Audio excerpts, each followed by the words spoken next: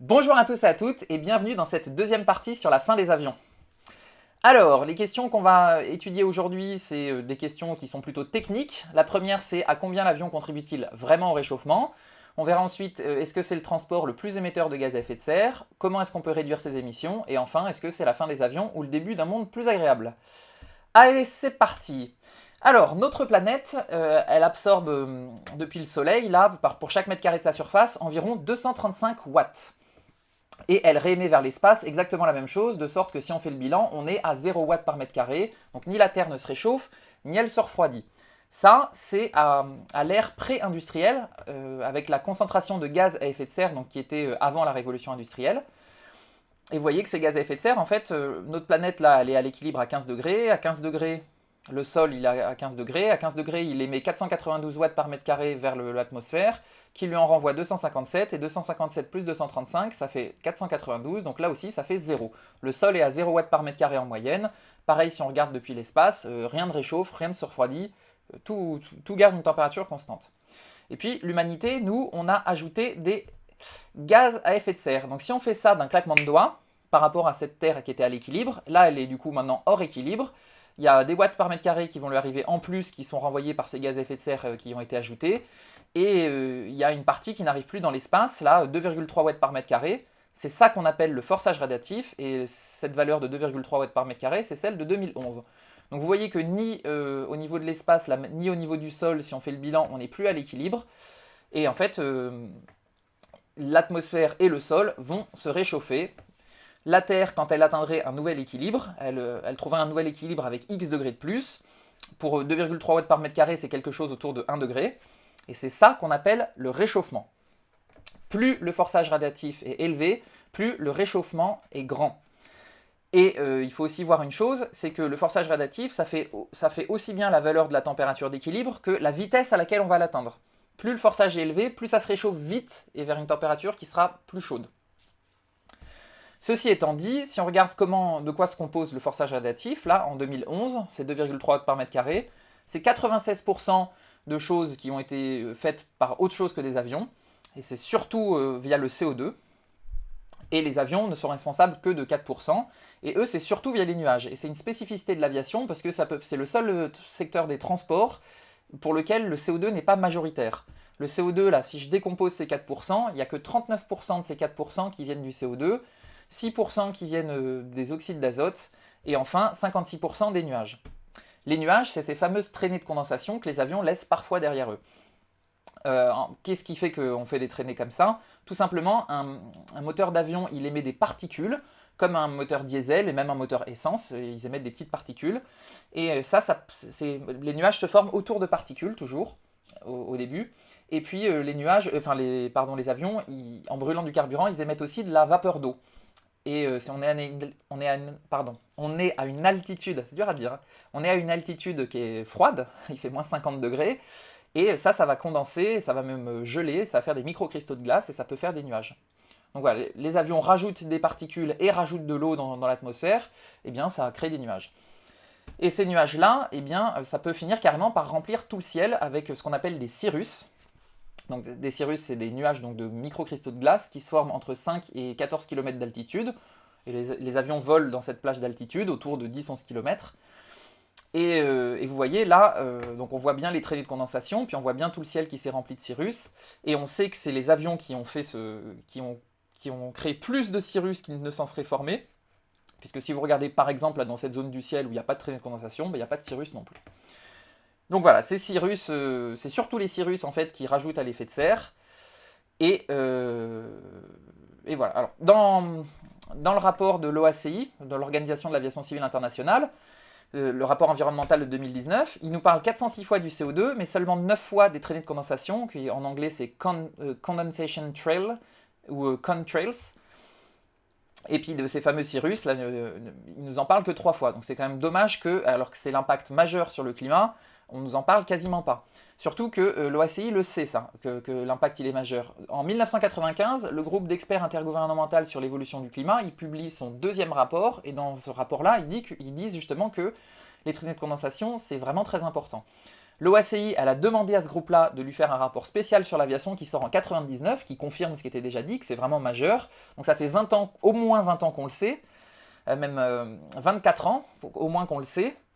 Et l'OACI n'en parle quasiment toujours pas. Donc je trouve ça un peu dommage. Pour moi, c'est un mensonge par omission, c'est une forme de désinformation. L'OACI, au passage, c'est un lobby pro-avion. Elle participe par exemple au rapport sur les bénéfices de l'aviation. Moi, j'ai aucun problème avec le fait d'être un lobby. Moi, je suis en train de vous faire du lobbying, hein, carrément. Je suis plutôt un lobby anti-avion, pour le coup. Moi, ce que je rêverais juste, c'est que les gens qui sont pour et contre un sujet se réunissent tous et toutes autour d'une table, ils fassent une liste de tous les faits qui concernent le sujet, et cette liste-là, la rendent publique. Après, à partir des mêmes faits, on peut tirer des conclusions différentes. Moi, j'essaye de vous présenter un maximum les faits avec des sources abondantes, et je donne aussi mon avis sur ces faits, mais on peut avoir un avis différent. Et j'essaye d'ailleurs de nuancer mon avis. Voilà, bref. Donc, finalement, on a répondu à la question, là, combien l'avion contribue-t-il vraiment au réchauffement? Eh bien, c'est 4% du forçage radiatif, surtout via des nuages, si je vous remets le camembert. Et donc ça, c'était la valeur 2011. En 2019, vu que le trafic aérien croît beaucoup plus vite que l'ensemble des autres secteurs, il est fortement probable que cette valeur était plus autour de 5%. Mais on va garder l'ordre de grandeur de 4%, en tout cas 4% c'est la valeur 2011.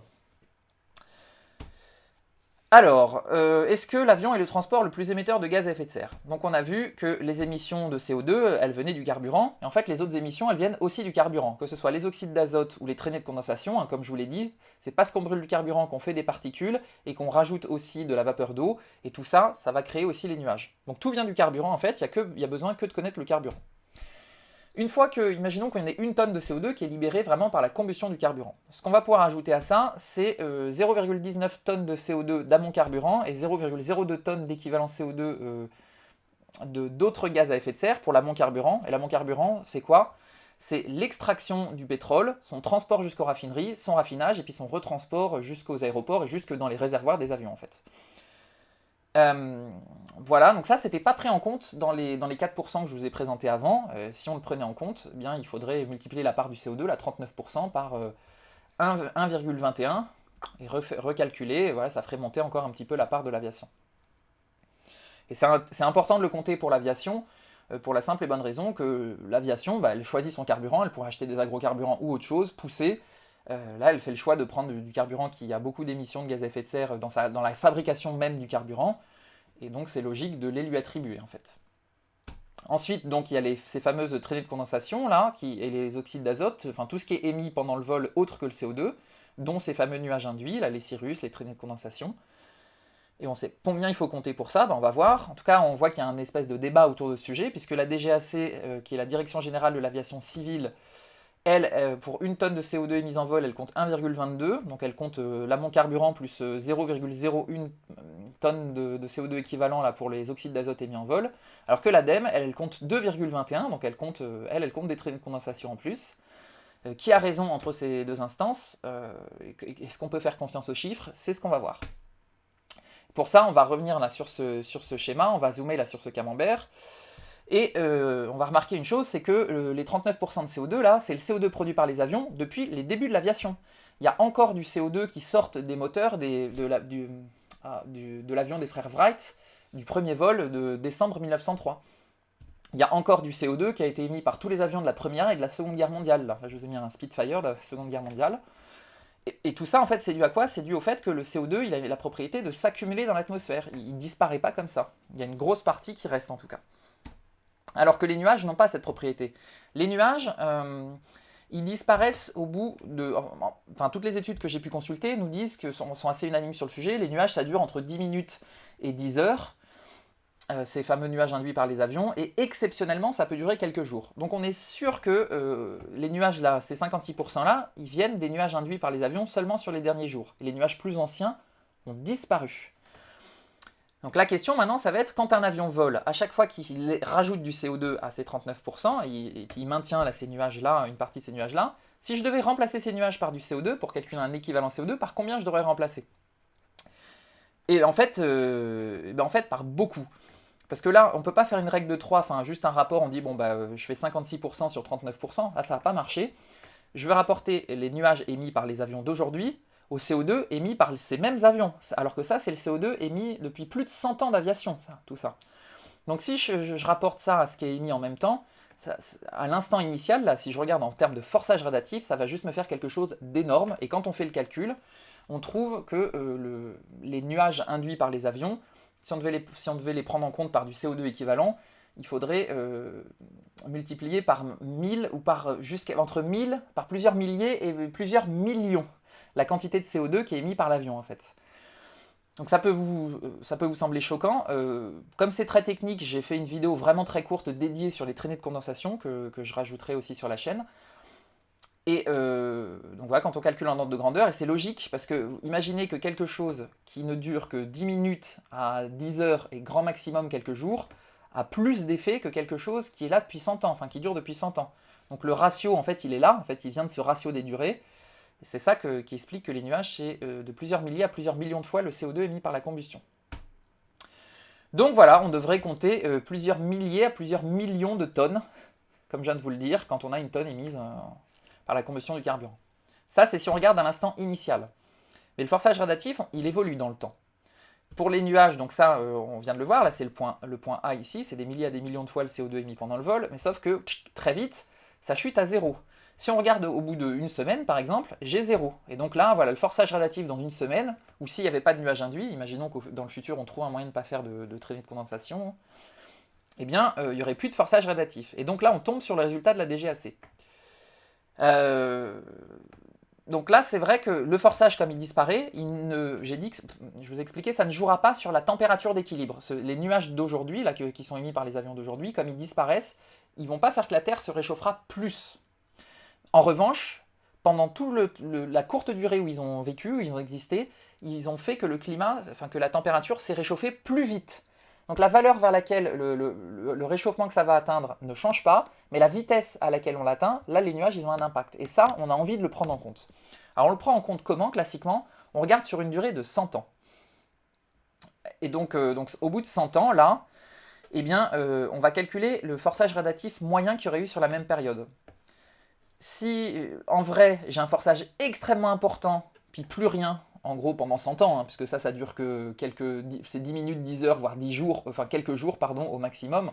Donc en gros, voilà, on fait la moyenne d'un truc très bref pendant un temps très court. Donc voilà, on va trouver une valeur moyenne. Et finalement, qu'on mette cette valeur moyenne-là, ou qu'on mette ce qui s'est réellement passé très fort au début, puis plus rien, eh bien ça va absorber la même énergie, en gros, je simplifie, mais ça va faire la même température. Une fois qu'on a cette valeur moyenne, là, au bout de 100 ans, eh bien, on peut tout de suite calculer la valeur de CO2 qu'il faudrait mettre à l'instant initial pour, pareil, sur la même durée, faire le même forçage radiatif moyen. C'est ça la définition de l'équivalent CO2. Si on fait le calcul, on va trouver une valeur ici qui est à peu près à mi-chemin entre celle de la DGAC et de l'ADEME, en ordre de grandeur. Donc c'est loin d'être négligeable, donc peut-être que la DGAC en toute bonne foi vous avez pensé que c'était négligeable, eh bien sachez que ça n'est pas le cas. Parce que justement, ok, on fait une moyenne de quelque chose qui dure au maximum quelques jours, on fait une moyenne sur 100 ans, donc on a envie de dire ça va tendre vers zéro, sauf que à l'instant initial, c'est des dizaines de milliers des milliers de fois à des millions de fois plus important, donc au final, en ordre de grandeur, ça fait clairement pas zéro. Voilà, donc vous le savez, la DGAC, j'espère que vous allez le prendre en compte. Si des gens de la DGAC voient cette vidéo, hein, vous pouvez les taguer, leur envoyer. J'espère que vous allez prendre en compte ça dans votre calculateur, parce qu'en l'état, il est faux, même avec la méthode standard. Après, la méthode standard, elle est critiquable, parce que le chiffre 100, il est complètement arbitraire. Il a été mis dans les... Enfin, arbitraire, pas tant que ça, mais la méthode a été créée dans les années 90, et on regardait le réchauffement qui allait être produit à l'horizon 2100. Donc, sur les 100 prochaines années, ça fait à peu près, c'est la durée d'une vie humaine, ça prend en compte un peu les générations futures, donc voilà. Maintenant, on a tous les pays qui ont signé l'accord de Paris sur le climat. Et l'accord de Paris sur le climat, on veut surtout pas dépasser 2 degrés de réchauffement. Et au rythme actuel, les 2 degrés, on les dépasse en 2050, dans 30 ans. Donc en fait, il faudrait regarder sur 30 ans. Alors, si on regarde sur 50 ans, par exemple, on regarde sur une durée 2 fois plus courte, on multiplie par 2, et on va tomber à peu près au-dessus de l'ADEME. Et si on regarde sur 30 ans, eh bien, on va tomber à une valeur qui est à peu près 2 fois plus pour les traînées de condensation que ce que l'ADEME a compté. Et je pense que c'est ça la bonne valeur. Dans la suite, je vais vous laisser les valeurs ADEME et DGAC. parce que la DGAC, c'est si on trouvait un moyen de ne plus faire de traînées de condensation, et l'ADEME, jusqu'à preuve du contraire, et faute de mieux, c'est la valeur qui fait référence aujourd'hui. Moi je pense qu'il faudrait calculer ça sur 30 ans, sauf que voilà, c'est des ordres de grandeur que j'ai calculés, et je ne me prétends pas expert du sujet, et je ne peux pas affirmer, c'est cette valeur qu'il faut prendre en compte. Dans la vidéo dédiée sur les traînées, j'en dirai un petit peu plus. Toujours est-il que les ordres de grandeur me semblent permettre d'affirmer que l'ADEME c'est vraiment une valeur minimale, quoi. Il est fortement probable qu'on soit au-dessus de la valeur que l'ADEME a choisie. Si on choisit de recalculer sur les 30 ans, ce qui me semble vraiment pertinent au vu de l'accord de Paris sur le climat. Alors, voilà ce que ça fait. Là, quand on regarde, maintenant, on va regarder, en fait, une fois qu'on a réussi à calculer pour un avion, justement, les émissions toutes ces émissions de gaz à effet de serre, eh bien, on peut diviser par le nombre de kilomètres que l'avion a parcouru, pour l'avoir par kilomètre, et on peut diviser aussi par le nombre de personnes qu'il y avait pendant le vol, pour l'avoir par personne, en fait. Et on va donc avoir des grammes de CO2 équivalents par passager et par kilomètre. Ça, c'est intéressant parce que, donc là, par exemple, ça, c'est les vols intramétropole. Si vous faites un Lyon-Bordeaux, par exemple, vous mesurez la distance que ça fait en kilomètres, vous multipliez par 277, là, le chiffre ADEME, si vous êtes seul par un passager, et vous allez avoir directement le nombre de grammes de CO2 équivalent que vous avez émis. Alors, on va comparer les avions déjà entre eux. On voit que plus le vol est type long courrier, là, avion outre-mer, c'est du long courrier, et moins il émet au kilomètre. Et ça, c'est dû au fait que c'est la phase de décollage et de montée qui émet le plus de gaz à effet de serre, et donc plus le trajet est long, plus cette phase-là, elle prend relativement moins d'importance. Après, il n'y a pas de miracle, plus vous irez loin, plus vous émettrez de CO2. Hein. Ça, c'est juste que rapporté à la distance, le chiffre il a tendance à décroître plus on fait des distances plus longues, mais une fois qu'on fait le calcul, en tout cas en multipliant par la distance, plus loin égale plus de CO2. On va comparer ça aux voitures. Donc les voitures, on voit que là elles sont à 193, là. Donc elles sont mieux que les avions à l'intérieur de la métropole. À partir du moment où ils font des traînées, là, et plus ils en feront, plus la voiture une seule personne par voiture, mieux ce sera. Après, la voiture, elle a aussi un avantage, c'est que ça, c'est tout le parc automobile français moyen. Mais vous pouvez choisir votre voiture, alors qu'on ne choisit pas l'avion dans lequel on vole.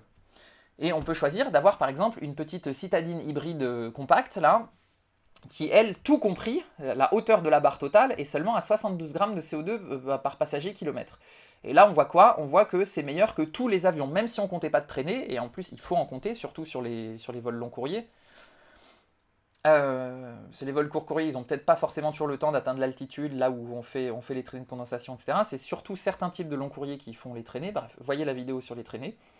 Mais là, voilà, si vous avez une voiture qui est économe, je veux dire qu'elle est toujours meilleure que les avions. Si vous êtes seul dedans, et si vous êtes deux, eh bien là, elle est aussi, même la voiture moyenne, là, on divise par deux, et vous voyez que c'est meilleur aussi, là, dès qu'on compte un peu de traînée, on est meilleur que tous les avions, ça on en est sûr, aussi. Et il n'y a pas d'arnaque là-dedans, hein. Je veux dire que si l'avion, c'est déjà pris en compte que c'est covoituré, je vous ai dit, on a déjà divisé par le nombre de personnes qu'il y a à l'intérieur. La voiture, c'est très fortement variable le nombre de personnes qu'il y a dans une voiture, entre 1 et 5 personnes. Donc plutôt que faire des moyennes, en fait, je vous ai mis plusieurs barres selon le nombre que vous êtes dans la voiture. Et donc dès que vous êtes deux, eh bien ça fera 2 fois moins d'émissions. Si vous êtes deux à prendre l'avion, vous allez prendre 2 places dans l'avion, vous allez faire 2 fois les émissions en fait. Vous êtes 2 passagers. Si vous êtes 2 à prendre chacune votre voiture, eh bien 2 voitures qui roulent, ça fait 2 fois les émissions là. Maintenant, si les deux vous covoiturez ensemble, il n'y a plus qu'une seule voiture qui roule. Chaque personne prend la moitié des émissions de la voiture, mais on a bien divisé au final les émissions par 2. C'est ce qu'on voit sur ce graphe-là quand on le fait en passager kilomètre. On peut covoiturer à 4, etc. On peut covoiturer à plus, ça s'appelle un autocar, et voilà, c'est encore moins. Et juste, il n'y a pas de barre grise là, qui est le CO2 de fabrication du moyen de transport pour les bus comme pour les avions, parce que c'est des moyens de transport qui sont tellement remplis tout le temps, optimisés dans leur vie, que quand on rapporte ça à tous les passagers kilomètres qu'ils ont fait dans toute leur vie, les émissions de CO2 de fabrication, elles sont vraiment négligeables pour le coup. Ensuite, on compare, si je vous compare avec des moyens de transport de marchandises, comme le camion. On a vu qu'il y a une correspondance là dans la vidéo 1, qu'un passager dans un avion, eh bien, ça pèse 100 kg, parce que le passager, il faut compter aussi ses bagages, et il faut compter aussi son siège. Si on enlève les sièges dans un avion de passagers pour en faire un avion cargo qui transporte du fret, eh bien, chaque passager, en fait, c'est 100 kg de fret qu'on aurait pu mettre à la place. Donc quand on a des émissions pour les moyens de transport, elles ne sont pas données en grammes de CO2 par passager kilomètre, mais elles sont données en grammes de CO2 par tonne kilomètre, on peut convertir les tonnes en passagers équivalents. C'est pour ça que vous avez l'équivalent ici. Et inversement, ce qui permet de tout mettre sur le même graphe. Et quand on fait l'exercice, ben voilà, le camion il a 68 grammes de CO2 équivalent par passager kilomètre équivalent. Ça, c'est le camion que vous pouvez conduire avec le permis voiture, qui est inférieur à 3,5 tonnes. Puis plus les camions sont des gros porteurs, comme les camions articulés que vous voyez sur l'autoroute avec une semi-remorque, eh bien moins ils émettent. Donc si vous avez quelque chose à transporter, clairement, le camion est beaucoup moins émetteur que l'avion cargo. Le train, là, on revient sur des passagers, mais ça peut être du train de fret, les trains postaux, etc. Du ferroutage. Le train est très très très largement en dessous en termes d'émissions de l'avion. Et même le bateau. Juste le train est très en dessous de l'avion, même en comptant le renouvellement des voies, la construction de nouvelles voies, l'entretien, etc. Et donc le cargo, lui, voilà, le cargo c'est le champion, toute catégorie. Là, le porte-container de plus de 7500 containers, il est en termes d'émissions, si je regarde les longs courriers, il est 142 fois en dessous, vous voyez, en ordre de grandeur de l'avion. Donc bon. Alors là, j'en entends encore qui vont me faire la mode défécateur, là. Oui, mais c'est n'importe quoi, on y dit toujours que les bateaux ça pollue plus que les avions. Juste petit aparté, parce que voilà, tous les médias confondent ça abondamment, les écolos, enfin tout le monde, on se trompe souvent dans le vocabulaire, mais on confond la pollution d'une part, et le CO2 et les émissions de gaz à effet de serre d'autre part. La pollution, c'est une problématique santé qui est plutôt locale.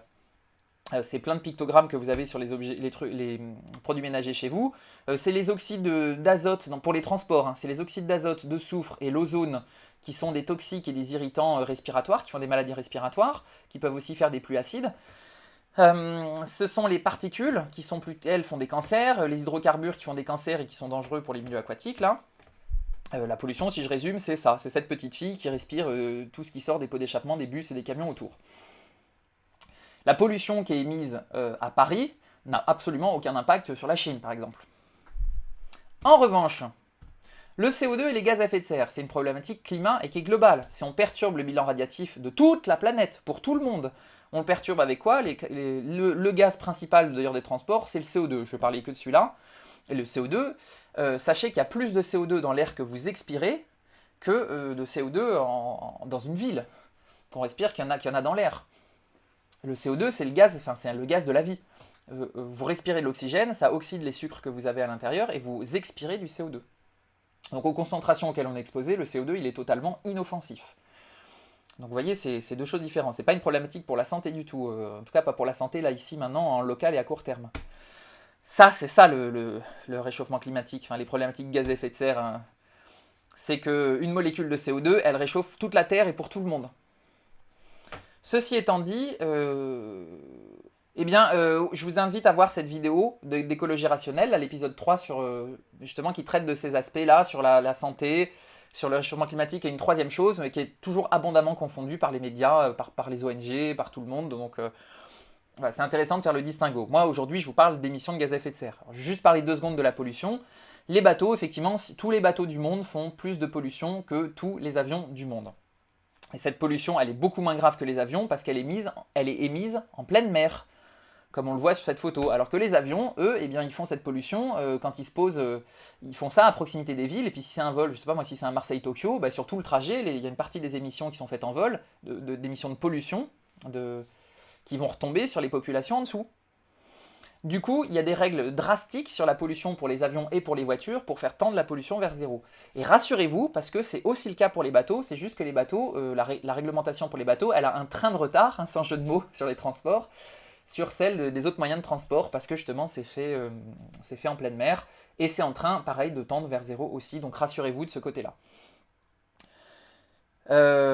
Donc voilà, donc je referme la parenthèse sur la pollution et je vous mets un check news de Libération justement qui débunk une idée on a plein d'idées fausses sur la pollution, notamment que les bateaux pollueraient plus que l'ensemble du trafic routier mondial. Non, c'est faux, c'est factuellement faux. Lisez les sources si vous voulez en savoir plus. L'ensemble de tous les bateaux du monde, ils émettent plus de gaz à effet de serre que l'ensemble de tous les avions du monde, non? Ben non. Tous les bateaux du monde, c'est à peu près 7% et demi des émissions de gaz à effet de serre de tous les transports, et les avions, c'est à peu près le double. Bon, les trains, c'est que dalle, et ce qui fait vraiment, en tout cas, les émissions de gaz à effet de serre, c'est vraiment tous les transports routiers surtout. Donc je sais pas pourquoi les avions aiment bien taper sur les bateaux.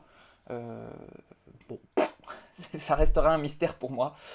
Voilà, bon, je vous ai remontré ce graphe. On va faire une petite chose marrante aussi avec ce graphe-là, c'est que les grammes de CO2 équivalents par passager kilomètre équivalent, là, on va les multiplier par la vitesse du moyen de transport en kilomètre heure. Les kilomètres s'éliminent et donc on va avoir des grammes de CO2 équivalents par passager heure.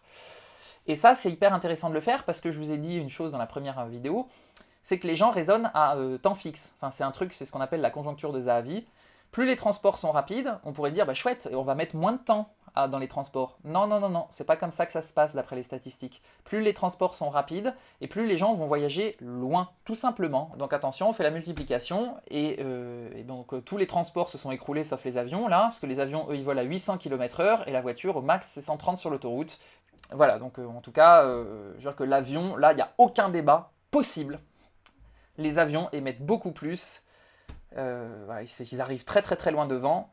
Et donc voilà, l'avion est bien le transport le plus émetteur de gaz à effet de serre. Oui, alors par heure, l'avion il émet au moins, si je compte pas zéro pour les traînées de condensation, je prends toujours le cas le plus favorable aux avions et le moins favorable aux autres transports.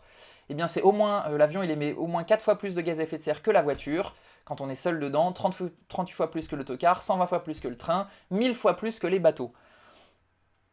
Et si on se dit, bon allez, par kilomètre alors, pour nuancer un peu le propos, eh bien le débat se fait que avec la voiture individuelle, quoi. Si ici l'effet des nuages induits est important, alors à ce moment-là, on peut être certain que l'avion est toujours le mode de transport le plus émetteur de gaz à effet de serre par distance parcourue. Et sinon, si imaginons que l'effet des nuages induits n'était pas important, l'avion serait dépassé que par la voiture moyenne avec une seule personne. Dès qu'on a une voiture économe ou dès qu'on covoiture, la voiture devient moins émettrice. Pour toutes ces raisons-là, il y a un intérêt à fermer le plus rapidement possible les lignes intérieures. Parce que là, pour le coup, les lignes intérieures, il y a toujours au moins la voiture comme alternative. Sinon, le train qui est encore mieux, ou l'autocar, etc. On a toujours mieux, en fait, pour les lignes intérieures. Donc d'un point de vue climat, il n'y a aucune justification de garder les lignes intérieures ouvertes.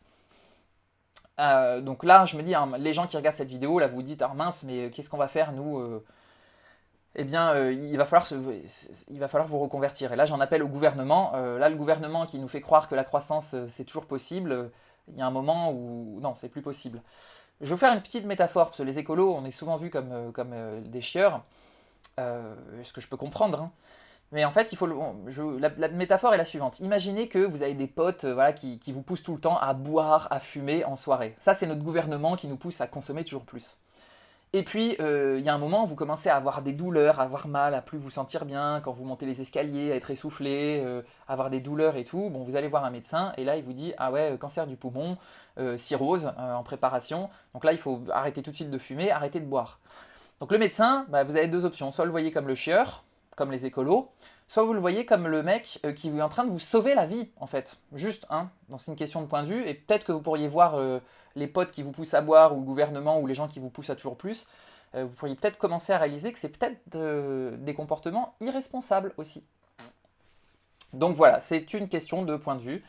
Cette métaphore-là, elle m'a été inspirée par ce que dit Delphine Bateau dans son interview là, sur BFM TV face à Jean-Jacques Bourdin. Je vous invite vraiment à regarder cette vidéo-là et puis à suivre ce qu'elle fait. Notamment, justement, elle parle de quotas pour les kilomètres parcourus en avion par personne et par an.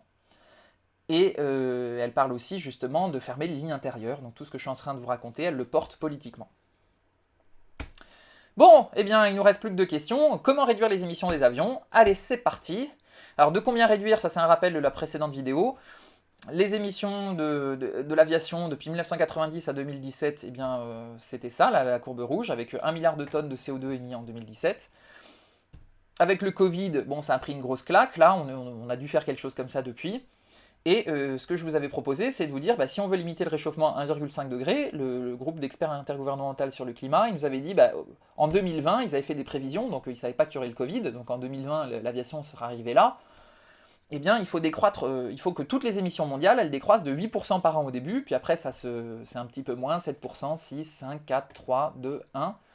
Et voilà, il faut que ça décroisse comme ça pour arriver, pour frôler le zéro, quoi, pour tendre vers zéro. Il faut que ça commence à décroître très vite au début, et puis après, parce que voilà, depuis les années 90, on sait qu'il ne faut plus faire d'émissions de gaz à effet de serre, qu'il faut les réduire, et vous voyez, depuis 1990, on n'a fait que les augmenter, hein, pour les avions et pour tous les domaines. Hein. Et je vous avais dit, l'aviation, elle doit réduire au moins comme le reste du monde, parce qu'elle est clairement, elle est clairement pas nécessaire à notre survie, quoi. Et ça va être difficile, dans un premier temps peut-être, de réduire. Et donc, c'est les secteurs les moins indispensables qui doivent faire un effort supérieur. Et bah, il se trouve que c'est l'aviation. Encore une fois, voilà, le Covid-19 l'a prouvé. On peut arrêter les avions du jour au lendemain. Bon. Ceci étant dit, la question c'est comment on va faire pour réduire. On a vu qu'il y a deux façons de réduire. On peut soit réduire par la technologie, en diminuant les émissions par passager kilomètre, là, soit on peut réduire aussi par le comportement, là, par le trafic aérien, en réduisant les passagers kilomètres par an. La quantité de gens qui voyagent et de voyages effectués. Ça nous fait bien les émissions. On avait vu que la technologie, ça s'améliore, que le trafic aérien, il augmente beaucoup plus vite que la technologie s'améliore, et qu'au final, c'est ça qui l'emporte et qui fait que les émissions augmentent. Ça, c'est vrai dans le monde, c'est vrai aussi en France. Si on regarde juste la courbe rouge, eh bien, on voit que exactement la même chose, et que voilà, les émissions aussi, rien qu'en France, elles augmentent. C'est un truc qu'on appelle l'effet rebond. Écologie rationnelle, là encore, a fait une super vidéo que je vous invite à voir si vous êtes curieux et curieuse du sujet. Et voilà, de manière mondiale, partout dans tous les domaines, il y a des progrès de folie qui ont été faits justement sur la technologie, et les émissions n'ont jamais réduit encore. Hein. Elles ne font qu'augmenter, à part justement le Covid qui a mis une claque là, mais hors Covid. Et donc c'est pas la technologie qui réduit, c'est quand l'humanité, on utilise moins la technologie qu'on réduit, ce que prouve le Covid. Donc voilà, l'effet rebond, c'est même souvent, quand il y a des technologies qui sont économes, ça donne bonne conscience aux gens et les gens les utilisent encore plus en se disant bah, ça va, c'est écolo. Eh bien non, ça ne marche malheureusement pas. Alors, donc est-ce que la technologie peut venir au secours? Est-ce qu'on n'aurait pas quand même dans les tiroirs des choses géniales qui permettraient qu'on puisse quand même compenser une croissance du trafic aérien en nombre de passagers? Alors, ça, c'est ce qu'avait prévu l'OACI.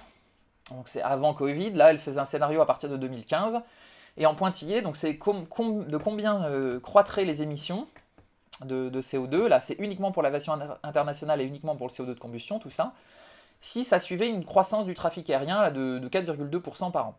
Mais en vrai, on a vu que déjà, il y a un premier truc qui fait que ça va baisser, c'est qu'on renouvelle la flotte. Les avions de passagers, au bout de 25 ans, ils sont renouvelés, et ceux de fret, c'est plutôt au bout de 32 ans. Et donc si on renouvelle les avions, avec le même niveau technologique actuel, bah, des avions plus anciens avec des technologies plus anciennes qui sont juste mis avec la technologie qui est là, celle de 2015 en tout cas, ça fait déjà moins. Donc on est certain que les émissions, elles ne suivent pas directement le trafic. Ensuite, il y a un progrès technique supplémentaire à ça. C'est-à-dire que la technologie, elle ne reste pas figée comme elle est en 2015, et ben elle évolue. On invente des nouvelles façons, enfin des avions qui sont plus économes. Puis on peut aussi faire des progrès d'organisation, pour que les avions restent moins longtemps au sol avec les moteurs qui tournent, en attendant qu'une piste se libère, ou pareil en l'air, à tourner en l'air le temps qu'une piste se libère pour atterrir. Il y a d'autres choses qu'on peut optimiser, donc voilà. L'OACI nous dit on peut gagner tout ça, et dans son rapport environnemental de 2019, page 21, est écrit « Dans le scénario le plus optimiste, finalement la quantité de carburant par passager kilomètre est attendue pour ne s'améliorer que d'un taux de 1,37% par an. » Donc si on parle des 4,2% par an là, au mieux, on a moins 1,37% par an, et on arrive là à 2,117% par an. Il y a toujours un petit paragraphe là, dans les rapports de l'OACI, de l'IATA, sur Solar Impulse, et il y a plein de gens qui me parlent là, de Solar Impulse 2 en disant « Oui, non mais regardez, on sait quand même faire des avions électriques. » Alors on va regarder concrètement c'est quoi Solar Impulse en le comparant à un Airbus A350. Juste pour la petite histoire, un Solar Impulse, c'est un avion qui a fait le tour du monde, un avion 100% électrique qui a fait le tour du monde et qui ne s'est jamais rechargé les batteries sur des prises, puisque en tout cas il peut recharger ses batteries avec des panneaux solaires que vous voyez là sur les ailes, sur le fuselage, là sur l'empennage. Alors cet avion, il fait 72 mètres d'envergure par rapport à 65 mètres par rapport à un Airbus A350, donc il fait 7 mètres de plus là d'un bout de l'aile à l'autre qu'un avion de ligne. Les deux photos sont à l'échelle, hein. Je me suis emmerdé pour vous faire ça. Il porte qu'une seule personne, alors que l'Airbus, si c'est que de la seconde classe, il peut en mettre 480. Il vole à 80 km/h, ce qui fait que le Paris-New York, il vous faudra 75 heures. Vous allez, comme vous êtes que tout seul dans l'avion, vous allez devoir être le ou la pilote, là, piloter 2 jours comme de nuit. Voilà quoi, comme une traversée en solitaire de l'Atlantique, hein. Alors que là, c'est 800 km/h, vous faites ça qu'en 7h05, il y a 480 personnes dedans, il y a un pilote, il y a des hôtesses de l'air, des stewards, voilà. On pourrait dire, ah mais quand même, on doit bien pouvoir mettre 20 personnes là, ici. Avec la convention que je vous ai dit, enfin 20 personnes, en gros, c'est 2 tonnes. 2 tonnes, vous doublez à peu près le poids de l'avion, donc il vous faut des moteurs 2 fois plus puissants, 2 fois plus de batteries aussi pour stocker de l'énergie. Donc c'est comme c'est les batteries en fait qui pèsent tout. Si vous faites 2 fois plus de batterie, il devient encore 2 fois plus lourd, etc., etc. En fait, ce n'est juste pas possible. Aujourd'hui, c'est impossible de faire un avion de ligne, et c'est même complètement inenvisageable de faire un avion de ligne qui traverse des océans ou qui fait des très longues distances, hein, de l'avion de ligne comme ça, comme un Airbus A350. C'est complètement c'est inenvisageable. Et c'est inenvisageable pour une raison physique, qui s'appelle la densité énergétique. Là, je vous ai mis le kérosène. En fait, là, c'est combien il y a d'énergie. Donc l'énergie, c'est par exemple, on peut la mesurer en mégajoules, par exemple, par kilo de kérosène, là. Et combien il y a de mégajoules par litre de kérosène. Les énergies qui sont plus intéressantes que le kérosène, en termes de densité énergétique, juste pour ça, hein, on oublie les émissions de CO2 et tout, c'est celles qui sont plus à droite ou plus en haut. C'est-à-dire qu'il y a plus d'énergie dans un kilo de truc, par exemple un kilo de batterie, d'hydrogène ou de ce qu'on veut, ou plus dans un litre. Il faut que la densité elle soit très proche de celle du kérosène, voire meilleure que celle du kérosène, parce qu'un avion, il faut qu'il soit le plus léger possible, et il faut aussi que le carburant prenne le moins de place possible. Vous imaginez bien que si le carburant il prend toute la place qu'il y a dans l'avion, aujourd'hui, avec du kérosène, en fait, il n'y a que les ailes qui sont remplies de carburant. Et si vous faites un carburant où il y a beaucoup moins d'énergie au litre, eh bien il va commencer à falloir à remplir plus que les ailes, il va falloir commencer à remplir des parties du fuselage et tout, puis à un moment où c'est tout l'avion que vous avez rempli de carburant, il n'y a plus de place pour les passagers. C'est Solar Impulse avec les batteries, parce que les batteries c'est 40 fois moins bien que le kérosène, voilà, tout simplement. Donc l'avion à batterie, on oublie tout de suite. Donc tous les gens qui vous disent que oui, on va bien l'avion 2030-2035, là, un avion 100% électrique, pour des tout petits trajets, en volant doucement, oui, c'est techniquement possible. Maintenant, pour faire un Paris-New York, avec un avion qui est avec 300 passagers, on oublie tout de suite. Les gens qui vous diront le contraire sont des menteurs. Ou alors demandez-leur vraiment des calculs et de justifier ça. Parce que là, c'est de la physique derrière. Bon, après, on peut se dire, ok, donc les batteries qu'on recharge sur une prise à l'aéroport ou avec des panneaux solaires, ça marche pas. Mais si on fait une pile à hydrogène, par exemple, c'est de l'électricité, mais elle n'est pas stockée dans des batteries, elle est stockée dans l'hydrogène. Ou il y a des piles à combustible qui marchent au gaz naturel, par exemple. Bon, c'est mieux, il y a plus d'énergie par kilo que le kérosène, mais le problème c'est que par litre, il y en a 1000 fois moins. Donc là, il faut que vous remplissiez tout le fuselage quoi, de gaz naturel ou d'hydrogène, et vous ne pouvez plus prendre de passagers du tout. Alors là, la première idée qui vient en tête, c'est de le comprimer. Bon, alors le comprimé, vous êtes quand même toujours 3 fois moins bien hein, pour le gaz et 6 fois moins bien pour l'hydrogène. Et puis le problème, c'est la pression. Là, vous êtes à 700 bars. Un réservoir de kérosène à la pression ambiante, c'est juste de la tôle. Hein. Là, un réservoir à 700 bars, il va être extrêmement lourd aussi. Il faut le prendre en compte, tout ça. Où est-ce qu'on va le caser? Ça rentre plus dans les ailes, puisque là, ça prend 6 fois plus de place, donc ça tient plus dans les ailes. Où est-ce qu'on va mettre des réservoirs blindés à 700 bars? Enfin, il va falloir en mettre partout dans l'avion. Enfin, ça semble juste impossible. Et puis, il y a juste un truc dont on parle jamais pour l'hydrogène, c'est la sécurité. Je remonte des images un peu choquantes, hein, désolé, mais c'est celle du deuxième impact sur le World Trade Center. Donc là, ça fait 2 secondes qu'il y a eu l'impact, 3 secondes, ça brûle encore, 4 secondes, vous voyez, ça brûle, 5, 6, 7, 8, 9, 10 secondes. En gros, si vous regardez des crashs comme ça, avec des avions qui se crashent pas loin, peu après le décollage, donc ils sont pleins de carburant, ça met 10 secondes à brûler. Bon, des crashs d'avions sur des villes, ça arrive malheureusement, c'est pas que des attentats, en plus, ça arrive aussi, il y a des erreurs humaines ou d'autres facteurs qui font que, le dernier en date, c'est un crash sur la ville de Karachi au Pakistan. Bon, et bien là, si vous faites ça avec de l'hydrogène à 700 bars, au moment où votre avion se crache, déjà il y a une première explosion de pression, PAH comme un ballon, ça reprend tout son volume, ça se mélange super bien à l'air, du coup ça va brûler, mais genre super bien, parce que le carburant, les gros nuages noirs qu'on a vus, c'est juste que le carburant est extrêmement mal mélangé à l'air, et donc tout ça c'est des particules, comme les particules de diesel là. C'est ça qui se passe, c'est que ça brûle mal quand ça fait des particules. Donc là, ça fait que des particules en fait, tellement ça brûle mal. L'hydrogène, lui, il va se mélanger hyper bien à l'air, en plus, donc il va brûler beaucoup plus vite, et en plus, il a la propriété, déjà, quand il est de brûler bien mieux. Si je mélange très bien du kérosène à l'air, ou si je mélange très bien de l'hydrogène à l'air à pression et température ambiante, l'hydrogène brûle 10 fois plus vite. Tout ça, l'explosion de pression, plus le fait que ça va bien se mélanger, que ça brûle plus vite, etc., ça fait qu'on a des explosions de plusieurs centaines de fois plus importantes que des explosions au kérosène, quand on a des explosions à l'hydrogène. Donc, est-ce qu'on voudra faire voler des avions à l'hydrogène? Déjà, je suis même pas sûr que techniquement ce soit possible, et rien que pour une raison de sécurité, j'ai jamais entendu des gens s'aventurer sur ce sujet, donc moi je pose le sujet sur la table, voilà, et quid de la sécurité avec l'hydrogène? C'est la puissance de l'explosion qui compte, plus que l'énergie, c'est la vitesse à laquelle cette énergie-là est libérée, et c'est la puissance qui fait exploser toutes les vitres, les tympans, et qui tue tout le monde.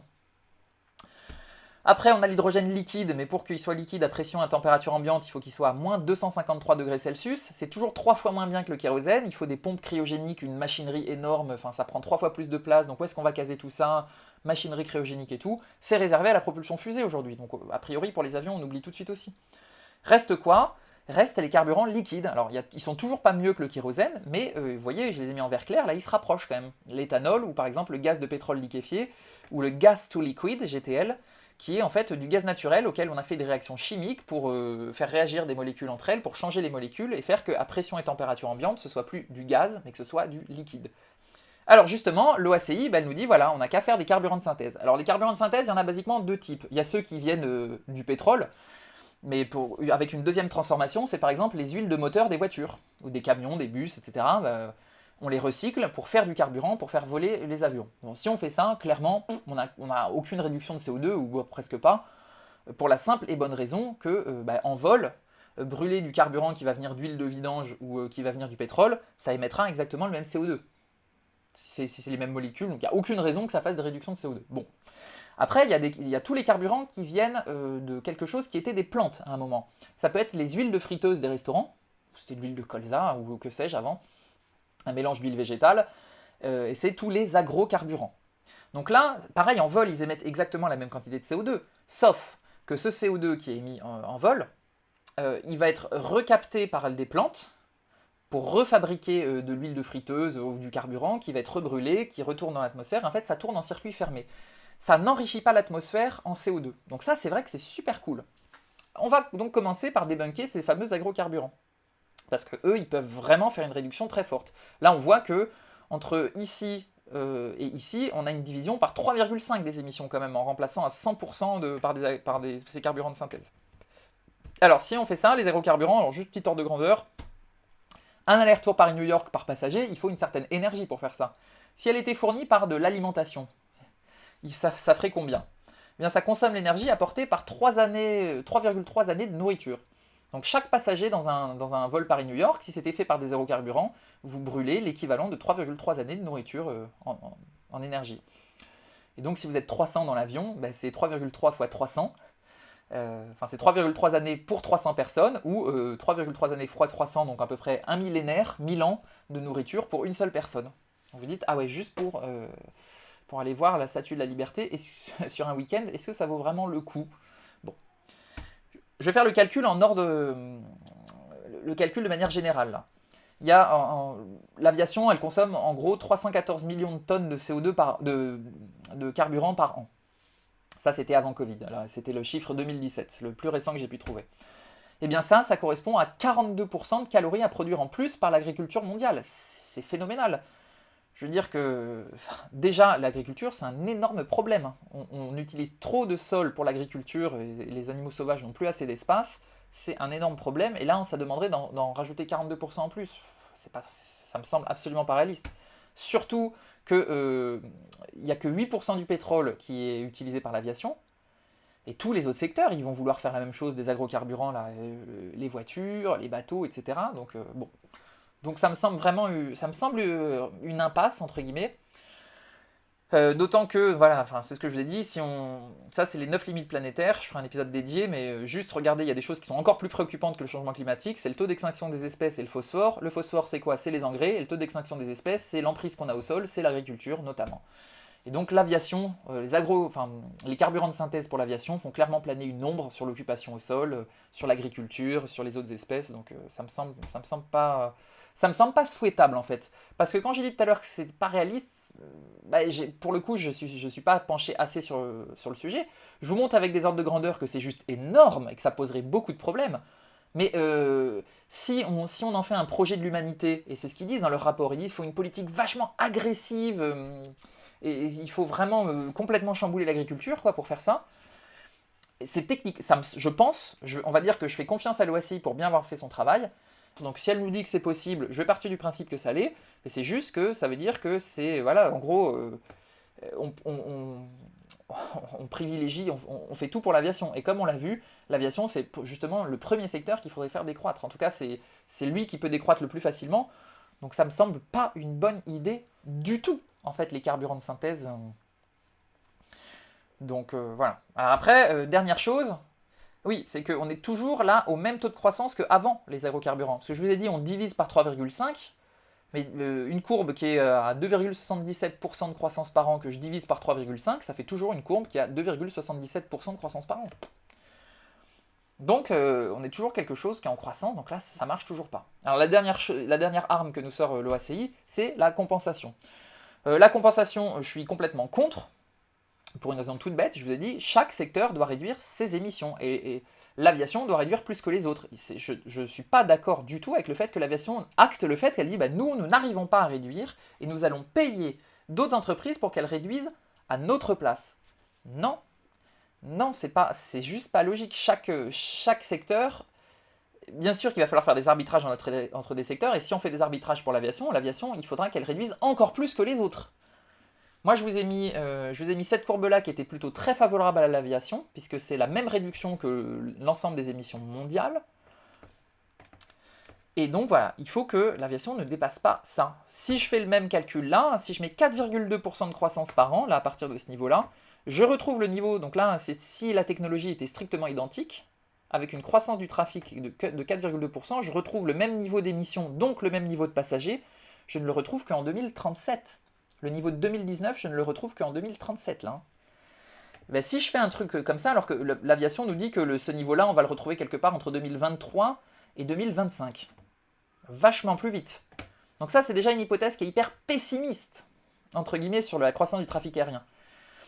Eh bien, si je mets, donc ça c'est le renouvellement de la flotte, ça c'est les progrès techniques supplémentaires, ça c'est les progrès d'organisation, ça c'est les carburants de synthèse, eh bien, si je fais ça, ça ne fonctionne toujours pas. J'ai entre ce point-là et ce point-là, la technologie a permis de réduire là, les émissions par passager kilomètre d'un facteur 6,5. Je ne sais pas si vous vous imaginez, c'est juste énorme, c'est ce qu'ils ont dit, c'est le scénario le plus optimiste avec une politique ultra agressive, etc. Et qu'est-ce qu'on voit? On voit que même si on fait ça, ça ne suffit pas.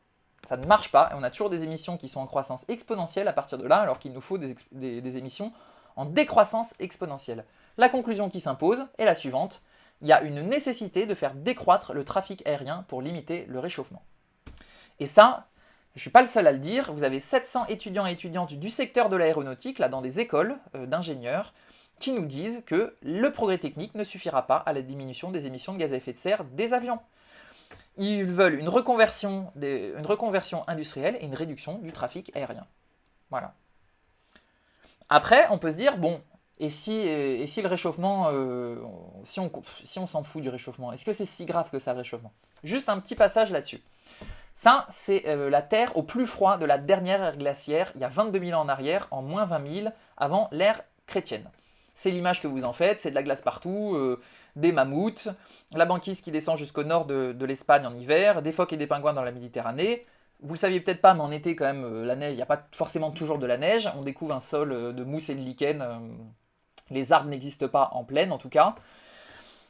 La Manche est vide pour la simple et bonne raison que les océans sont 120 mètres plus bas, parce que ça fait 100 000 ans que quand l'eau s'évapore des océans pour retomber sur le nord de l'hémisphère nord, elle retombe sous forme de neige qui se tasse et qui ont formé un glacier de plus de 3 km d'épais.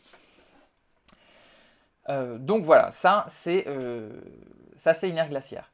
Et puis, ça se réchauffe pour connaître le petit climat à la révolution industrielle, là avec de la vigne, de la culture, des forêts, voilà, un petit village sympa, voilà, le climat sympa de la révolution industrielle.